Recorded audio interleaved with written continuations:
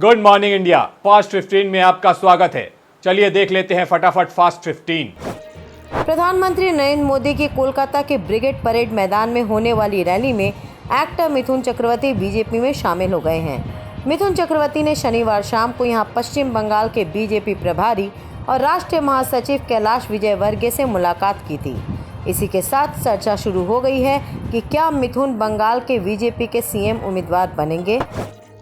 BJP की ओर से पश्चिम बंगाल की नंदीग्राम सीट से टिकट मिलने के बाद शुवेंदु अधिकारी ने सीएम और अपने प्रतिद्वंदी ममता बनर्जी को बड़ी चुनौती दी है। उन्होंने कहा है कि ममता बनर्जी इस सीट पर 50,000 से ज़्यादा वोटों से हारेंगी। भारतीय जनता पार्टी मुझे नंदीग्राम से अपना उम्मीदवार प्रत्याशी के रूप में मनोनयन दिया, इसलिए मैं भारतीय जनता पार्टी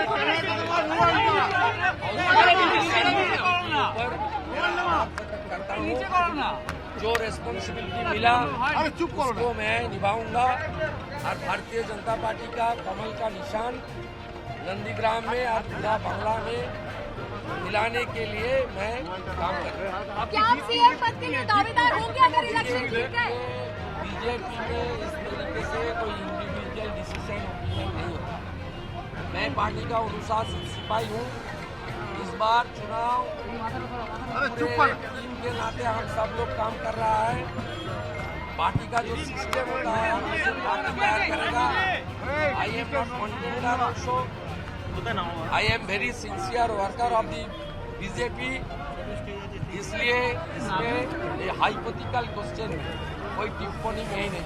ममता बनर्जी भवानीपुर छोड़कर आई है। ममता बनर्जी मैं बार बार बोल रहा हूँ भाई, बहुत भारी मत से ममता बनर्जी को भवानीपुर से भाग के उतर गया। अलीगढ़ मत से वो हारने वाला है। 50,000 से ज्यादा वोट में उन्होंने चुनाव हारेगी, पूरी तरह से हारेगी। भवानीपुर छोड़ा है, भवानीपुर छोड़ा। भवानीपुर नहीं छोड़े नहीं, भाग गया। आपने भाजपा ने जीता 2019 में। आप आंकड़ा निकाल लीजिए इलेक्शन कमीशन से, मित्रों इंस्टीट्यूशन में आपने बूथ में जो हारता है उसका पास कौन है? कोई नहीं। तो भवानीपुर तृणमूल हार जाएगी। भवानीपुर तृणमूल हार जाएगी। बीजेपी का सीट, वो बीजेपी। कलकत्ता का लोग इतना करप्शन, इतना जुलूम और तोलाबाज भाईपों का जितना भी अत्याचार उधर हुआ है, सबका कलकत्ता का लोग का सब अपने आंख से देखा। चुनाव आयोग में स्वास्थ्य मंत्रालय को आदेश दिया है कि वो कोरोना वैक्सीन सर्टिफिकेट से प्रधानमंत्री नरेंद्र मोदी की तस्वीर को हटा दे। पेट्रोल, डीजल, रसोई गैस के दामों में लगातार हो रही वृद्धि के खिलाफ तृणमूल कांग्रेस के महिला समर्थकों ने सड़क पर उतरकर अनोखे अंदाज में प्रदर्शन किया। हरिपाल के बलराम बाटी के सड़क के किनारे महिला समर्थकों ने मिट्टी का चूल्हा जलाकर विरोध प्रदर्शन किया। बंगाल विधानसभा चुनाव 2021 के प्रचार के लिए भारतीय जनता पार्टी ने शनिवार को एक गीत जारी किया।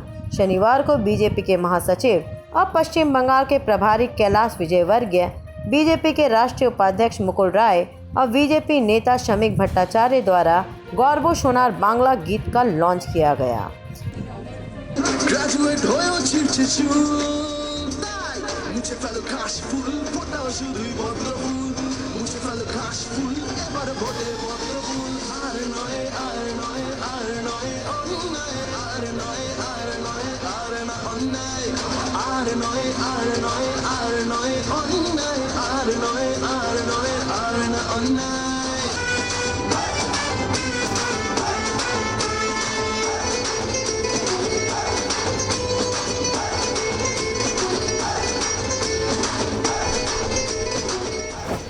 पेट्रोल, डीजल और रसोई गैस की कीमतों में बढ़ोतरी को लेकर वाम मोर्चा और कांग्रेस ने संयुक्त रूप से विरोध रैली निकाली।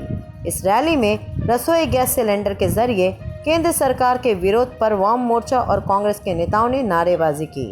इंटाली मार्केट से शुरू हुई रैली महाजाति सदन में खत्म हुई है। पाकिस्तान में एक बार फिर से हिंदू समुदाय के खिलाफ क्रूर हिंसा का एक मामला सामने आया है। पाकिस्तान में एक परिवार के 5 लोगों की गला रेतकर हत्या कर दी है। इस घटना के बाद पाकिस्तान में हिंदू समुदाय काफ़ी डरा हुआ है। घटना के पीछे का कारण अभी पता नहीं चला है। ओडिशा के सोनारपुर में शादी के बाद विदाई के दौरान एक दुल्हन की हार्ट अटैक आने से मौत हो गई। बता दें, अपने विदाई के वक्त दुल्हन इतनी रोई कि वो बेहोश होकर गिर पड़ी। जिसके बाद उसे अस्पताल ले जाया गया, जहां डॉक्टर ने उसे मृत घोषित कर दिया। उत्तर प्रदेश के प्रयागराज में एक निजी अस्पताल के डॉक्टरों का अमानवीय चेहरा सामने आया है। इलाज की रकम न भर पाने के चलते अस्पताल ने 3 साल के मासूम को बिना पूरा इलाज किए अस्पताल से बाहर कर दिया। यहाँ तक कि चीरा लगाने के बाद उसके पेट में टाँके तक नहीं लगाए, जिसके कारण बच्ची की हालत बिगड़ती चली गई और आखिर में उसने दम तोड़ दिया। तमिलनाडु के रामेश्वरम में बड़ी संख्या में कछुओं के बच्चों को समुद्र में छोड़ा गया। उन्हें वन विभाग के अधिकारियों और एंटी पॉचिंग कार्ड द्वारा छोड़ा गया है। सोशल मीडिया पे इन दिनों ये वीडियो तेजी से वायरल हो रहा है। इस वीडियो में एक महिला कांस्टेबल मां की ममता गोद के लिए और कंधों पर फर्ज की जिम्मेदारी बखूबी निभा रही है। वीडियो में देखा जा सकता है कि कैसे ये महिला कांस्टेबल अपने छोटे से बच्चे को गोद में लेकर चौराहे पर ड्यूटी कर रही है। सरकार ने अब मोटर वाहनों के आगे की सीट पर एयर बैग को अनिवार्य कर दिया है। ये प्रावधान 1 अप्रैल 2021 से लागू होगा। किसान नेता राकेश टिकैत ने एक बार फिर मोदी सरकार को अल्टीमेटम दिया है।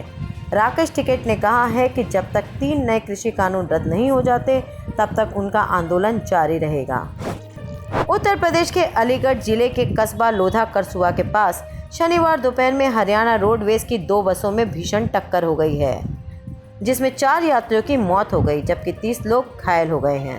ये 2 बसें हैं हरियाणा रोडवेज की, जिसमें से एक बस का टायर फट गया जो दूसरी बस से जाके टकराई है और आमने सामने का एक्सीडेंट है। उसमें 4 लोगों की मौके पर मृत्यु हुई है, करीब 30 लोग घायल हैं। 4 लोग गंभीर रूप से घायल हैं, जिनको हम लोगों ने जेएमसी में रेफ़र कराया है और बाकी मलखानसी में और दीनदयाल में भर्ती हैं। उनका इलाज चल रहा है। यहाँ पे हम लोगों ने सबको देखा है, यहाँ कोई दिक्कत नहीं है। शासन को भी, माननीय मुख्यमंत्री जी को भी घटना से अवगत करा दिया गया। उनकी तरफ से निर्देश यही है कि सारे लोगों का इलाज अच्छे तरीके से कराया जाए। मोटोरोला मोटो G10 पावर और मोटो G30 को भारत में मंगलवार 9 मार्च को लॉन्च किया जाएगा। लेनोवा के स्वामित्व वाले कंपनी ने सोशल मीडिया पर एक टीजर पोस्ट कर ये जानकारी दी है। आज के लिए बस इतना ही। कल फिर आएगा आपके सामने फास्ट 15।